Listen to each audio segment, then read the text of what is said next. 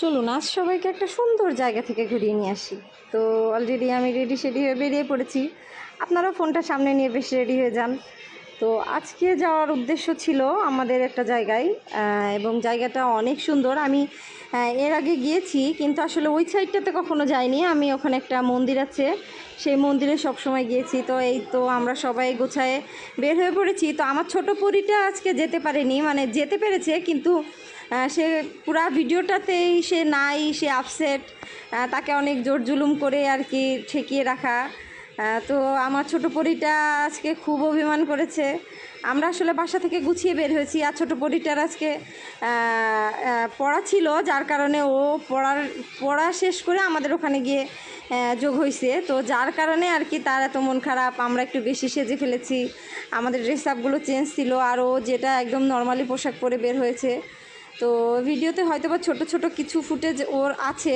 তো এই তো আমরা বাসা থেকে সবাই বের হয়ে অটোতে উঠলাম। অটোতে উঠে আমরা যাচ্ছি, এই যে যেখান থেকে দেখছেন এই ব্রিজের এই জায়গা থেকে আমাদের ছোটো পরীটাকে নিয়েছি।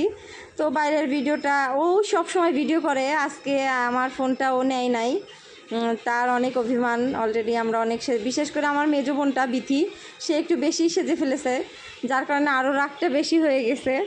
তো আমরা আসলে তাকে রাগাতে চাইনি, কিন্তু আমরা ভেবেছি তাকে বাসায় রেখে গেলে সে বেশি কষ্ট পাবে, কিন্তু এখন দেখতেছি আমাদের সাথে নিয়ে সে আরও বেশি কষ্ট পাচ্ছে। তো যাই হোক আর কি, বাইরের পরিবেশটা অনেক সুন্দর। এই যে মন্দিরটার কথা বলেছিলাম, এই যে ব্রিজের মাথায় ওই মন্দিরটা অনেক সুন্দর, একটা জাগ্রত কালী মন্দির।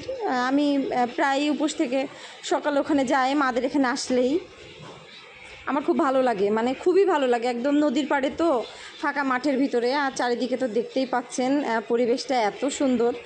তো আসলে আজকে আমরা এসেছি নৌকায় চড়ার জন্য, সেটা আমি ভিডিও শুরু থেকে বলি নাই, তো ভাবছি একটা সারপ্রাইজ থাকুক, এই জন্য আর কি আমরা বের হয়েছি।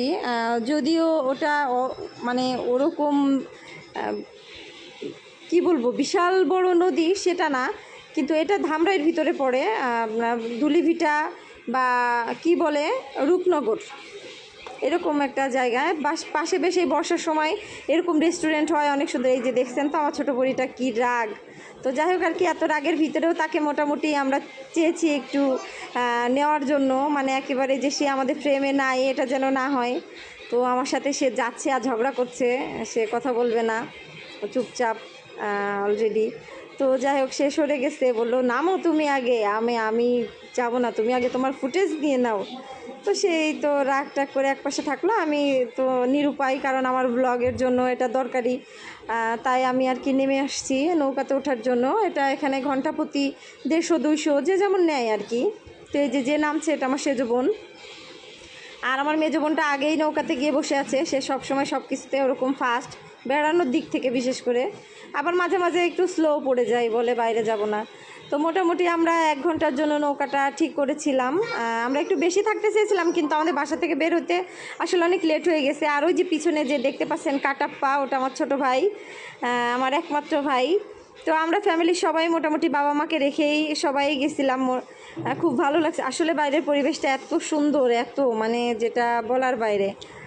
আর এই যে তার তো আমার মেজো বোনটার একটা ভিডিও যদি তাকে সুষ্ঠুভাবে নেওয়া গেছে, সে এমন এমন ভিডিওতে এমন এমন ব্যবহার, তার কাজ কাম, মানে সেটা আর বলার মতো না। আর আমার ছোটো পরীটা যেহেতু আজকে সাজেনি, তাই তাকে আমরা নৌকার ভিতরেও কোনো ফুটেজ নেই নাই, কারণ আমি যদি ভিডিওগুলো দিই তাহলে দেখা যাচ্ছে আমার সাথে আবারও দক্ষযোগ্য বেঁধে যাবে।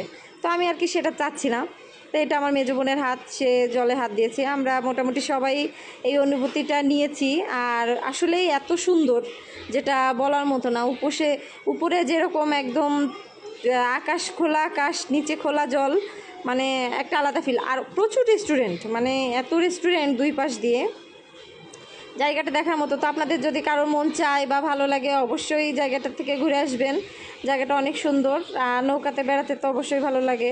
তো এখানে আমি কিছু ছবি তোলার জন্য গিয়েছিলাম আমার সাহেবের কাছে। অবশ্য সে সবসময় আমার আশপাশ থেকে একটু দূরে থাকে, তো আমি সেদে সেদে গেছি ছবি ওঠানোর জন্য। তো মোটামুটি ছবি ওঠানো হলো। আমার ছেলেকে মানে জলে পা দেওয়ার জন্য চেষ্টা করছিলাম, তো হচ্ছিল না। আমি বেশ বাইরের ওয়েদারটা নিচ্ছি, উপভোগ করছি। এত সুন্দর অনুভূতি, যেটা বলার মতো না। আর নৌকাতে বেরিয়ে বেশ আমাদের ভালো লেগেছে। আমরা এর আগেও বেরিয়েছি ঝিনাইদহ কালীগঞ্জ, আমার শ্বশুরবাড়ি, ওখানে যে মসজিদের বাউড় বলে একটা জায়গা আছে, ওটা অনেক সুন্দর, ওখানেও আমরা গিয়েছি। এটাও সুন্দর, মানে আসলে নদীর উপরে বেড়ানোর মজাটাই, যে এগুলো দেখছেন এগুলো সব রেস্টুরেন্ট। আর এই তো সন্ধ্যা নেমে এসছে, অনেকটাই অন্ধকার হয়ে এসছে, তাই আমরা নৌকাতে বেশি সময় ঘুরতে পারিনি। এটা কাঠগোলাপ আমার ছোট পরি দিয়েছিল তার দাদাবাবুকে। তো এটা আর কি আমরা নৌকা থেকে নেমে একটা রেস্টুরেন্টে এসেছি, একদম খোলা রেস্টুরেন্ট, মানে এখানকার রেস্টুরেন্টগুলো সব এই ধরনেরই।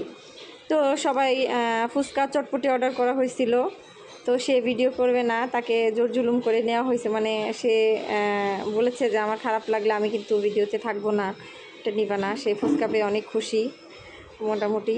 আর এদিকে তো তার দাদা তাকে সতর্ক করছে, তার স্কিনে অনেক প্রবলেম হয়েছে, এর জন্য সে ফুচকা খেতে পারবে না। তাদের দুজনের বেশ একটা ভালোই কথোপকথন হয়েছে ওটা নিয়ে। এই যে আরেকজন না খেয়ে তাকে সতর্ক করছে, তুমি কেন এগুলো খাচ্ছ, কিন্তু আসলে তো সে এগুলো খাবেই, কারণ তার পছন্দের খাবার। তার না, মানে আমরা বোনগুলো সবাই মোটামুটি ফুচকা পছন্দ করি, আমাদের ভালো লাগে।